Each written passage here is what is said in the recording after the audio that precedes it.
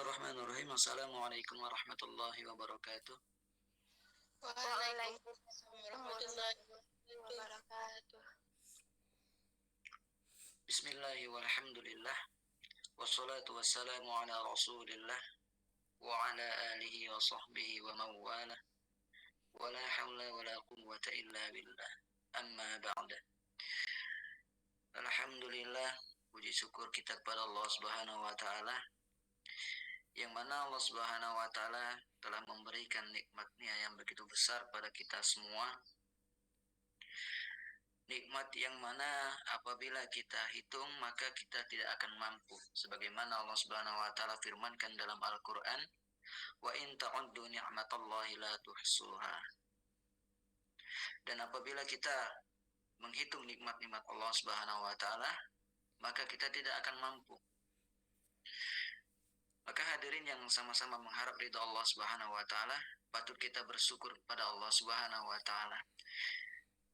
Bersyukur dengan mengucapkan alhamdulillahirabbil alamin, itu dengan ucapan, dan bagaimana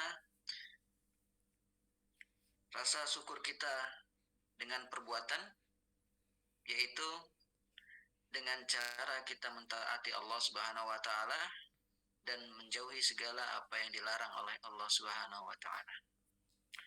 Hadirin yang dimuliakan Allah Subhanahu wa taala, salawat dan salam kita haturkan kepada Nabi kita Muhammad sallallahu alaihi wasallam, yang mana syafaatnya kita harapkan di yaumil akhirat nanti. Hadirin yang sama-sama mengharap ridha Allah Subhanahu wa taala,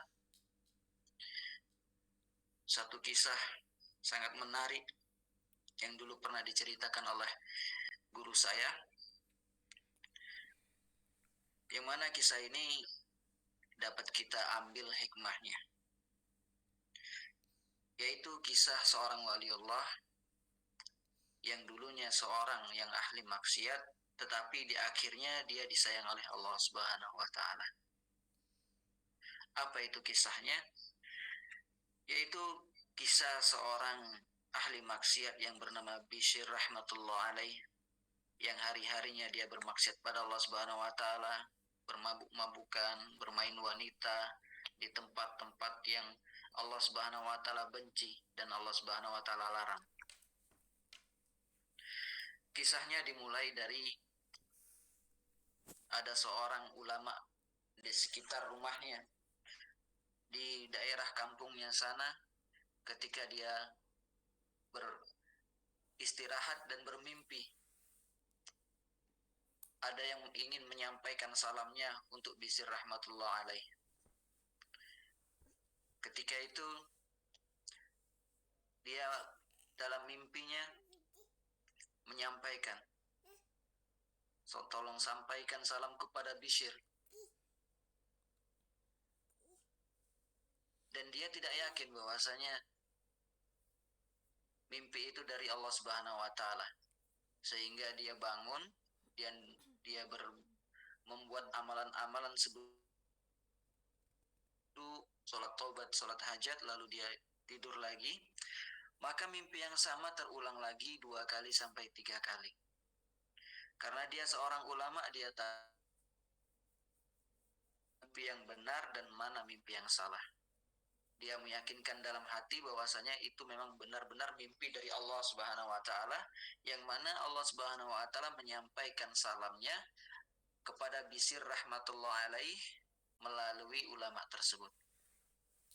Esok harinya seorang ulama ini datang ke rumahnya, ke rumah Bishr ini, dan dia berjumpa dengan istri Bishr.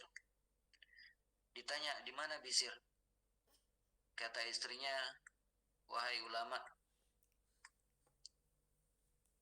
jika engkau mencari Bishr, dia tidak ada di rumah, dia selalu di tempat maksiat di sebelah sana. Lalu seorang ulama tersebut mendatangi tempat tersebut, dan dia tidak menjumpai Bishr di tempat itu. Ketika ditanya oleh orang-orang yang ada di sana, mereka menjawab Bishr ada di belakang. Ketika dijumpai, Bishr ternyata telah mabuk dan muntah-muntah karena mabuk tersebut, dan di sebelahnya ada anjing yang sedang menjilati muntahan tersebut, dan di sebelahnya ada kamar mandi, ada WC. Sehingga terheran ulama tersebut. Allah Subhanahu wa taala menyampaikan salamnya kepada orang yang ahli maksiat. Dia heran, kenapa? Apa amalan orang maksiat tersebut sehingga Allah Subhanahu wa taala sendiri yang menyampaikan salamnya untuk beliau. Tapi karena memang mimpinya ini dari Allah Subhanahu wa taala, maka seorang ulama tersebut tetap menyampaikan salam Allah Subhanahu wa taala kepadanya. Dibisikkan pada Bisir di telinganya, "Wahai Bisir, ada salam dari Allah." Bisir masih belum sadar, tapi yang kedua kalinya ketika disampaikan bahwasanya Allah Subhanahu wa taala menyampaikan salamnya kepada beliau, langsung tersadar dari mabuknya tersebut Bisir rahmatullah alaih, dan dia pulang ke rumahnya langsung bertobat, dia mandi tobat, dia sholat tobat. Diceritakan apa amalan khusus dari si Bisir tersebut. Setelah dia bertobat, barulah terdengar cerita bahwasannya Bisir rahmatullah alaih ini sebelum dia pergi ke tempat maksiat, dari rumahnya dia berjalan, di tengah jalan dia menemukan secarik kertas yang berlafadzkan Allah. Lalu kertas tersebut diambil oleh Bisir tersebut. Dia tidak jadi pergi ke tempat maksiat itu, dia pulang ke rumah. Dia yakin bahwasanya Allah Subhanahu wa taala ini adalah Tuhannya. Maka dalam hatinya dia harus memuliakan zat yang telah menciptakannya. Dia pulang ke rumah, dia temuin istrinya, lalu meminta pada istrinya untuk memberikan minyak wangi pada secarik kertas tersebut, dan disuruh diletakkan di tempat yang tinggi, di atas lemari. Istrinya heran, ternyata memang benar Bisir ini sudah gila. Bagaimana seorang yang selalu mabuk-mabukan, berbuat maksiat, dia ingat kepada Tuhannya. Tetapi karena seorang istri, dia nurut, dia berikan minyak wangi, dia letakkan kertas tersebut di atas lemari. Nah, ternyata inilah satu amalan yang dilaksanakan oleh Bisir rahmatullah alaih, sehingga Allah Subhanahu wa taala suka.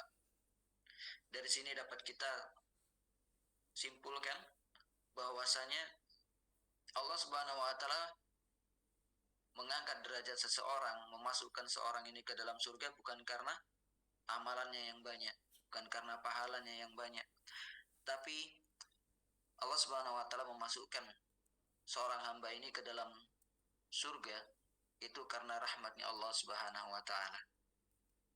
Sebagaimana cerita yang masyhur juga, terdapat seorang wanita, seorang pelacur. Hari-hari dia siang malam sebagai seorang pelacur. Tapi suatu ketika dia berjalan dan menemui seekor anjing yang sedang kehausan di samping sumur.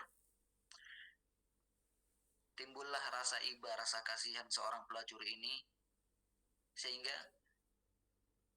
dia memberikan air kepada anjing tadi.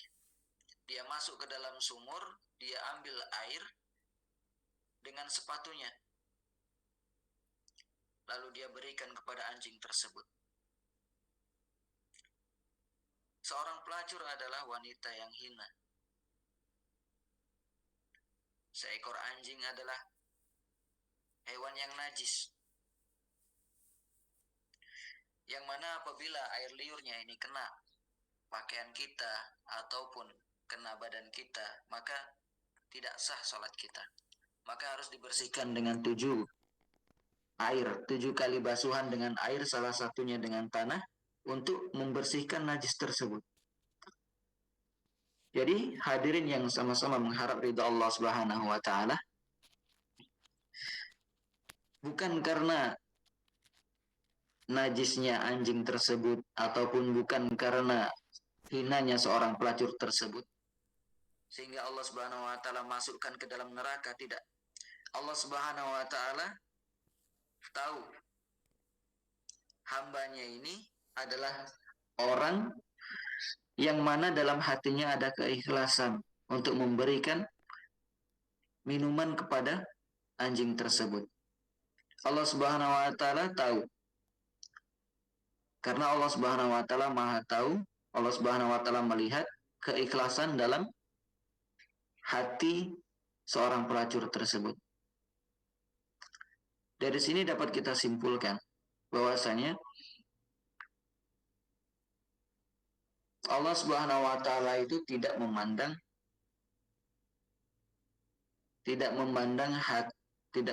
hartamu dan juga rupamu, tapi Allah Subhanahu wa taala memandang hati dan amalmu.